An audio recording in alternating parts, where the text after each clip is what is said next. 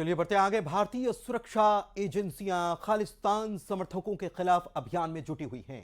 दिल्ली समेत कई राज्यों में ताबड़तोड़ छापेमारी जारी है। खालिस्तानियों और गैंगस्टर्स के नेक्सस के खिलाफ उत्तर प्रदेश, उत्तराखंड में भी 2 जगहों पर छापे किए गए। पंजाब, हरियाणा और राजस्थान में भी इस आतंकी गठजोड़ पर ताबड़तोड़ एक्शन हुआ। ड्रग डीलर्स और आतंकियों के बीच की साठगांठ को खत्म जड़ से करने के लिए, उखाड़ने के लिए यह अभियान बेहद अहम है।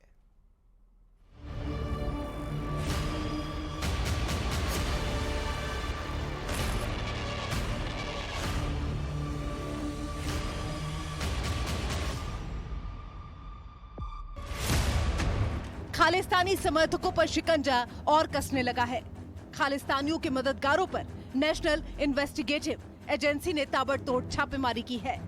एक साथ कई राज्यों के 30 से ज्यादा ठिकानों पर एनआईए की अलग अलग टीमों ने रेड की है और खालिस्तान समर्थकों के जो मददगार देश के अंदर छिपे बैठे हैं उन पर कार्रवाई की जा रही है। कहां रेड?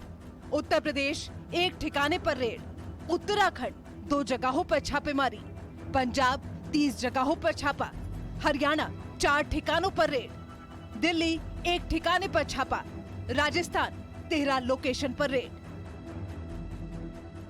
दरअसल हाल ही में एनआईए ने 41 गैंगस्टर्स की लिस्ट भी जारी की थी, जो एजेंसी की लिस्ट में मोस्ट वांटेड के तौर पर शुमार है। इस लिस्ट में कई ऐसे खालिस्तानी समर्थक आतंकी भी हैं, जो विदेशी धरती पर बैठकर भारत के खिलाफ साजिश रच रहे हैं और कई अपराधों में भी शामिल हैं।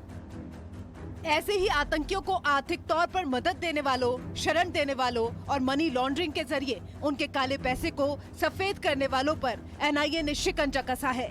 इसी को लेकर यूपी से लेकर दिल्ली और राजस्थान से लेकर पंजाब, हरियाणा और उत्तराखंड में ताबड़तोड़ छापेमारी की जा रही है, ताकि आतंक के इस मददगार को वक्त रहते निष्क्रिय किया जा सके। केंद्रीय जांच एजेंसी एनआईए ने यूपी और उत्तराखंड में कई जगहों पर छापेमारी की है। टीम ने देहरादून, उधम सिंह नगर के बाजपुर में भी छापेमारी की है। देहरादून से एनआईए की टीम ने गन हाउस मालिक परीक्षित नेगी के घर पर छापेमारी की। परीक्षित नेगी पर खालिस्तान लिबरेशन फ्रंट को एम्यूनेशन सप्लाई करने का आरोप है। 2 साल पहले भी परीक्षित नेगी को दिल्ली पुलिस ने 2000 से ज्यादा जिंदा राउंड्स के साथ गिरफ्तार किया था। टीम उसे अपने साथ ले गई है। वहीं कई जरूरी दस्तावेज भी कब्जे में लिए गए हैं। एनआईए द्वारा यहाँ पर रेड की गई है। क्या उनसे फाइंडिंग्स निकली है, क्या उसमें एविडेंसेस आए हैं, क्योंकि इस संबंध में उनकी टीम इन्वेस्टिगेशन कर रही है। लेकिन ये इस बात की कभी पुष्टि हुई कि उनके द्वारा यहाँ रेड की गई घर पर, उसके रेजिडेंशियल आवास पर।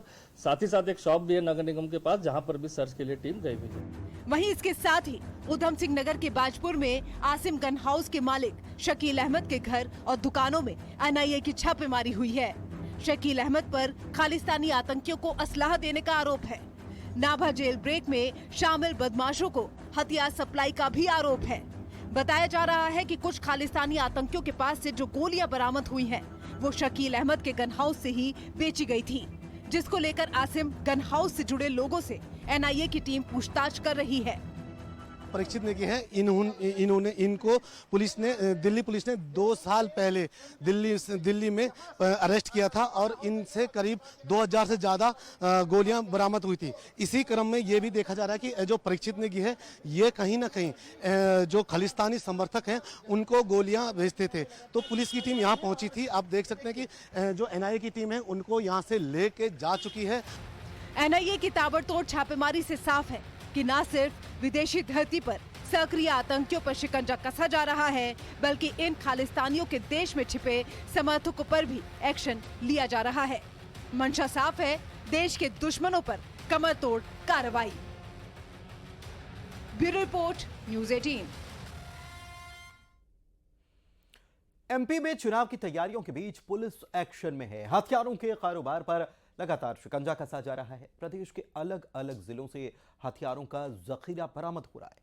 हथियारों की फैक्ट्री मिल रही है, जो बताने के लिए काफी है कि एमपी में कितने बड़े पैमाने पर हथियारों का कारोबार न केवल चल रहा है, बल्कि फल फूल भी रहा है।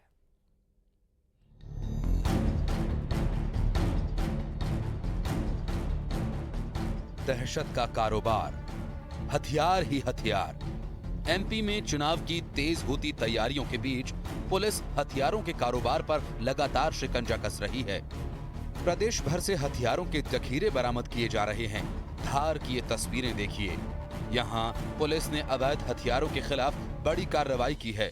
पुलिस की टीम ने ग्राम बारिया के जंगल में छापेमारी कर 151 अवैध हथियार बरामद किए, जिनमें कट्टे और पिस्टल्स शामिल हैं। पुलिस ने कई जिंदा कारतूस और हथियार बनाने के औजार भी बरामद किए हैं। 3 आरोपी भी गिरफ्तार किए गए हैं। बताया ये जा रहा है कि ये गिरोह एमपी के साथ ही गुजरात, महाराष्ट्र, राजस्थान, कर्नाटक सहित कई राज्यों में अवैध हथियारों की सप्लाई करता था। चुनाव से पहले धार पुलिस की ये बड़ी कार्रवाई है। एक बहुत ही बड़े inter state illegal arms smuggling के गैंग को क्रैक किया गया है, जो तीनों रहने वाले गंधमानी थाना क्षेत्र के बाड़िया गांव के सरगना ईश्वर नाम का अपराधी है, जिसके खिलाफ 35 अपराध पंजीबद्ध है। दूसरा जो गैंग का मेंबर है उसका नाम जतन सिंह है, जिसके खिलाफ 3 अपराध पंजीबद्ध है। जो तीसरा गैंग का मेंबर है उसका नाम जगदीर सिंह है। अवैध हथियारों का ये कारोबार पूरे प्रदेश में चल रहा है। एक नजर इस महीने अलग अलग जिलों में की गई पुलिस की कार्रवाई पर डालते हैं। धार जिले में 27 सितंबर को 151 अवैध हथियार बरामद हुए, जिनमें 3 आरोपी गिरफ्तार किए गए। धार जिले में ही 26 सितंबर को 5 अवैध देसी कट्टे जब्त किए गए। हथियार बनाने का औजार भी बरामद हुआ। बड़वानी में 20 सितंबर को 34 हथियार बरामद हुए, 4 आरोपी गिरफ्तार किए गए। बड़वानी में ही 15 सितंबर को 22 देसी पिस्टल्स बरामद हुई, 3 आरोपियों को गिरफ्तार किया गया। मुरैना में 18 सितंबर को अवैध हथियारों की फैक्ट्री का पर्दाफाश हुआ, हथियारों का जखीरा बरामद किया गया, 4 आरोपी पकड़े गए। मुरैना में 15 सितंबर को 10 पिस्टल्स और कारतूस बरामद किए गए, हथियार तस्करों को भी गिरफ्तार किया गया। शिवपुरी में 15 सितंबर को 13 अवैध हथियार जब्त किए गए, 4 हथियार तस्कर गिरफ्तार किए गए। खरगोन में 13 सितंबर को 25 पिस्टल्स के साथ 2 आरोपी गिरफ्तार किए गए। छतरपुर में 7 सितंबर को अवैध हथियारों के अड्डे पर छापेमारी की और हथियारों का जखीरा पकड़ा गया। धार में 5 सितंबर को 5 देसी कट्टे बरामद हुए। मुरैना में 3 सितंबर को अवैध हथियार की फैक्ट्री पर छापा मारकर 12 हथियारों को जब्त किया और 2 आरोपी गिरफ्तार किए गए। भिंड में 1 सितंबर को हथियारों की बड़ी खेप जब्त की गई, 37 देसी कट्टे और 2 पिस्टल्स बरामद हुई। ये आंकड़े बता रहे हैं कि मध्य प्रदेश में हथियारों का कारोबार किस कदर फल फूल रहा है। प्रदेश में सिर्फ हथियारों की तस्करी नहीं हो रही, बड़े पैमाने पर हथियारों की अवैध फैक्ट्रियां भी चलाई जा रही हैं। इन फैक्ट्रियों में हथियार बनाकर मध्य प्रदेश के साथ ही देश के कई राज्यों में सप्लाई किया जा रहा है। धार, छतरपुर, बड़वानी, भिंड, मुरैना जैसे जिले हथियार के कारोबार का ठिकाना बनते जा रहे हैं। जंगलों में हथियार की फैक्ट्रीज चलाई जा रही हैं। प्रदेश में ये कारोबार काफी समय से चल रहा है। चुनाव से पहले पुलिस की कार्रवाई में यह हथियार के कारोबार का खुलासा हो रहा है और जितने बड़े पैमाने पर हथियार बरामद हो रहे हैं, ये अंदाजा लगाया जा सकता है कि मध्य प्रदेश में हथियारों का कारोबार कितने बेखौफ तरीके से चल रहा है। Bureau report, news 18। Bharatiya Janata party ने मध्य प्रदेश में प्रत्याशियों की 3 लिस्ट अभी तक जारी की है। टिकट कटने से एक और कुछ नेता नाराज हैं, तो कुछ टिकट मिलने पर खुशी नहीं जता रहे हैं। देखिए रिपोर्ट।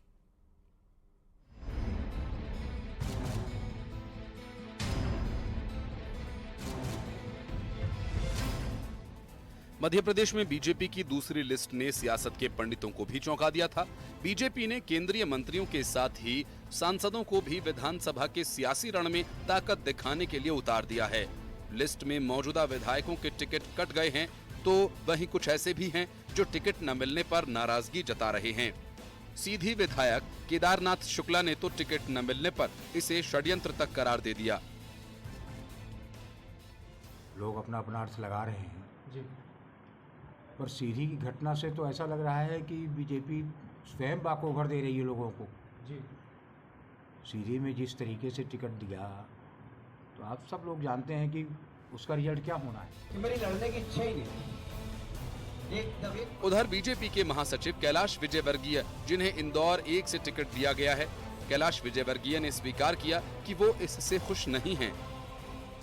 मेरी लड़ने की इच्छा ही नहीं थी, एकदम 1% भी इच्छा नहीं थी। एक माइंडसेट होता है ना लड़ने का, अपने को तो जाना भाषण, अब बड़े नेता हो गए, अब हाथ जोड़ने का जाएगी तो भाषण देना और निकल जाना, भाषण देना और निकल जाना, ये सोचा था हमने तो। कैलाश विजयवर्गीय के बयान का बचाव करते हुए नरोत्तम मिश्रा ने कहा कि ये कोई पीड़ा नहीं है, साथ ही जोड़ा कि हम सब बीजेपी को समर्पित कार्यकर्ता हैं।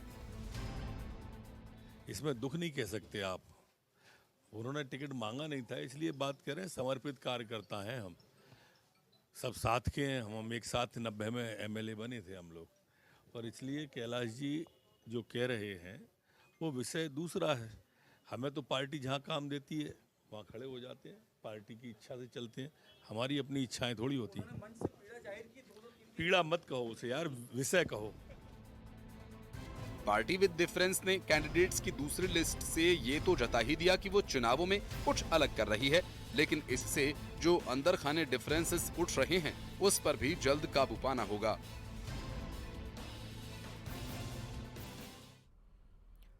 टमाटर ने फिर से टेंशन दिया है। पहले की कीमतें ज्यादा होने की वजह से लोग इससे परेशान थे और अब भाव गिरने से किसान बेहाल हो चुके हैं। बड़वानी में गाय और बकरियां टमाटर खा रही हैं।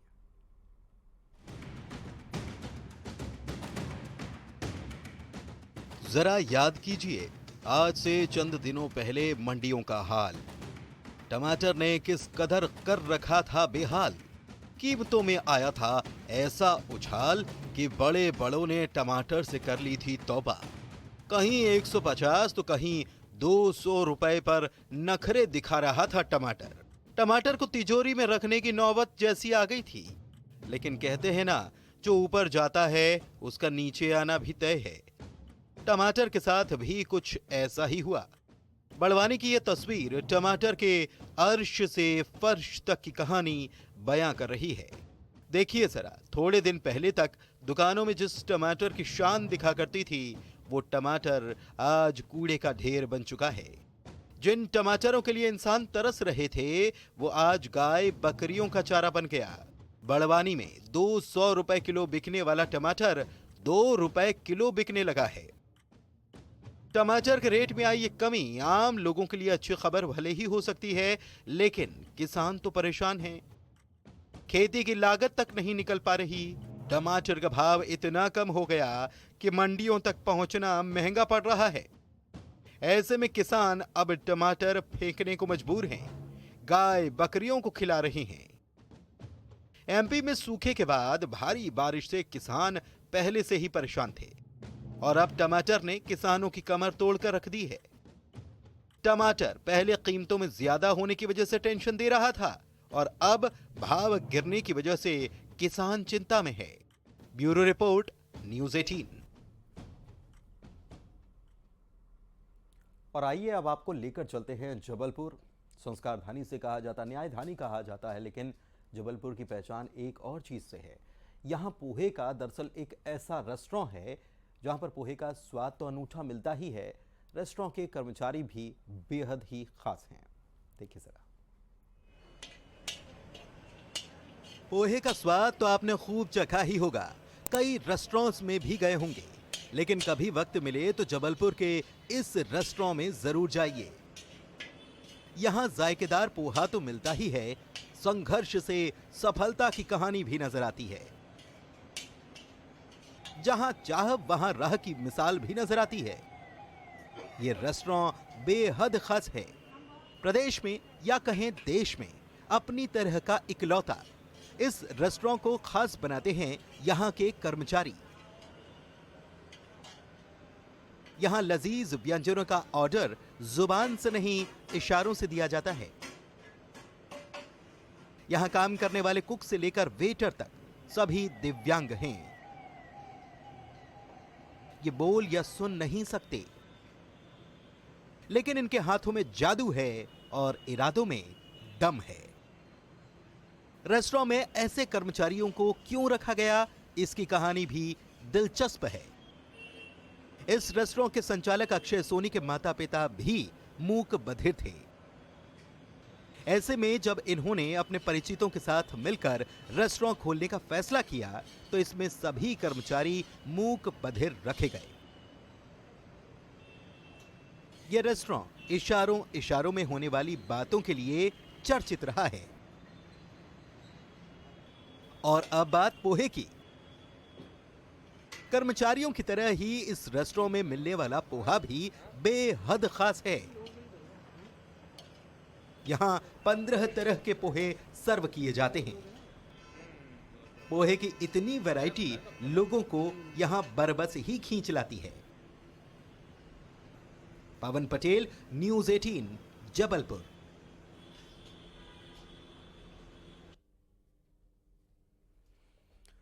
और इसी के साथ इस बुलेटिन में फिलहाल इतना ही। खबरों का सिलसिला लगातार जारी है।